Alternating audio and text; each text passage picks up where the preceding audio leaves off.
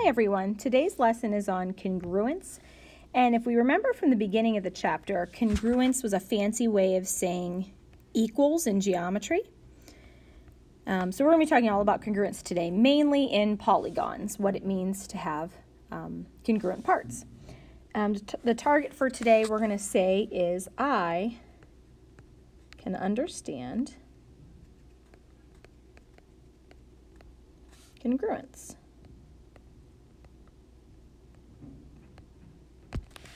Congruent polygons have the same size and shape. So unlike a dilation where they were similar figures or similar polygons, when we're talking about congruent, they literally are this, it's the exact same thing, like twins, identical twins, everything's exactly the same.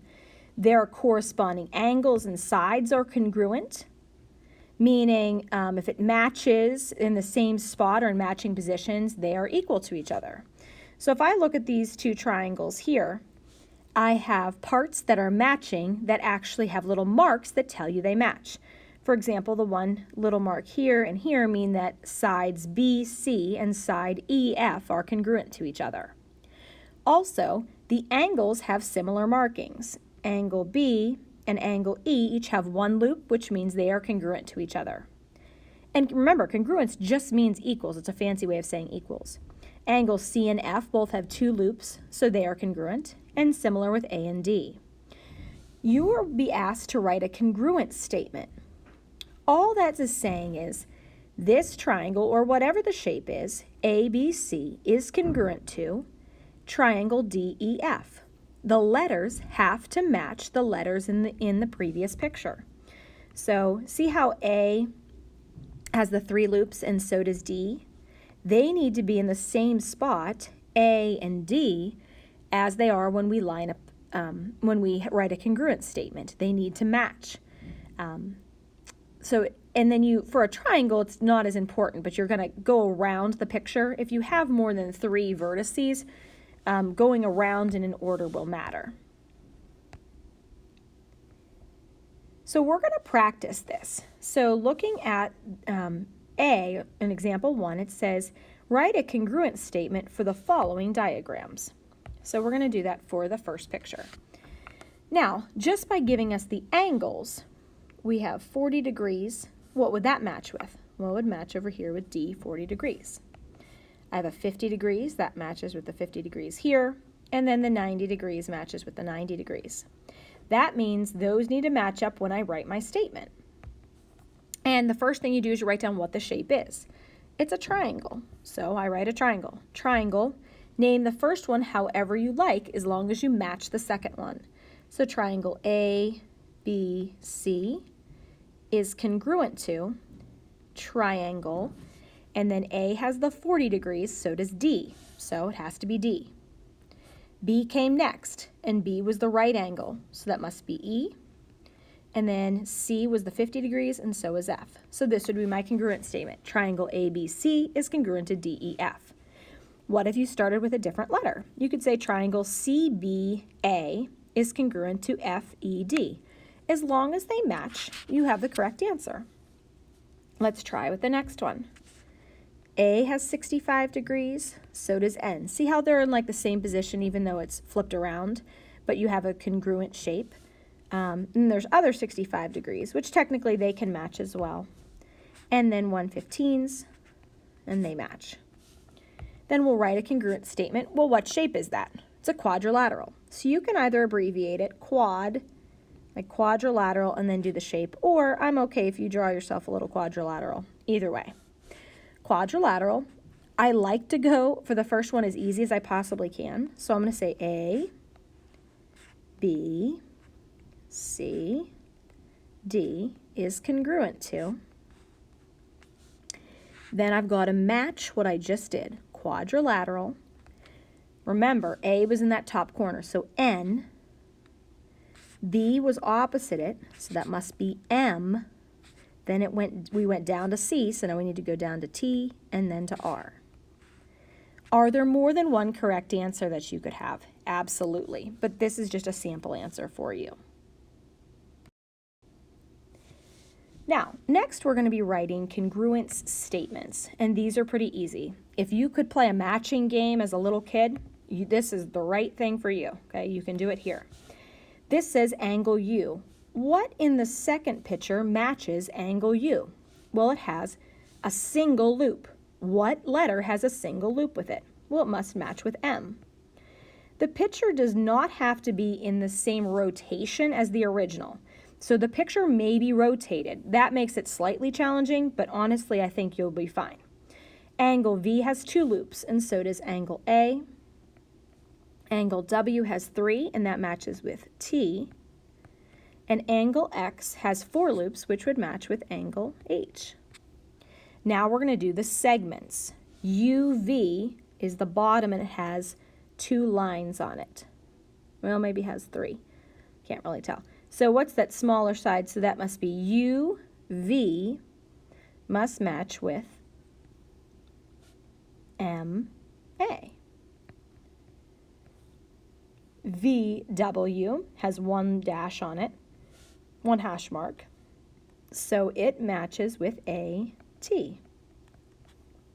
WX on that long side, so that matches with TH. XU is the remaining side, so that matches with HM. Then we have to do for the entire shape, so quadrilateral, and we have to see how it matches. They went, when they did the first one, they did U to V to W to X. So we're going to go start with the A, or excuse me, start with the M because it has that one loop, quadrilateral M. Then it went across the little side, A, T, H. Oh, your favorite subject. Moving on. Now, when we can match the pieces, remember, congruence literally means this shape is equal to this shape.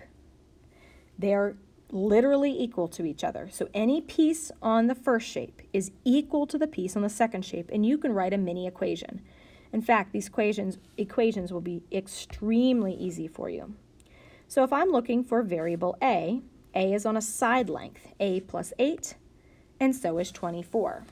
So I'm going to make a little equation. A plus 8 has to equal 24. How do I know it's equal? They're congruent. Congruent is a fancy way of saying equals. Then you'll solve very easily. Subtract 8.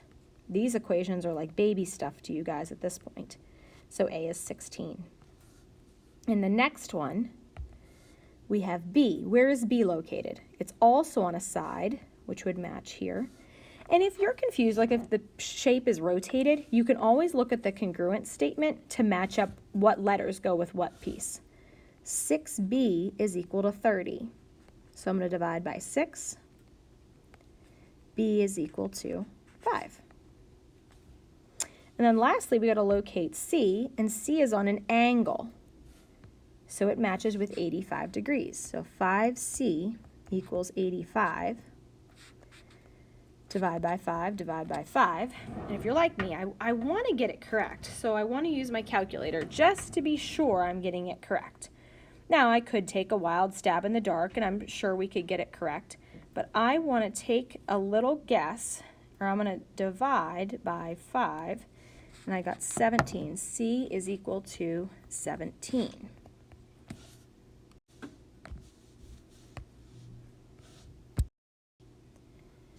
In our last example, we have a shape that's rotated and a little bit complicated.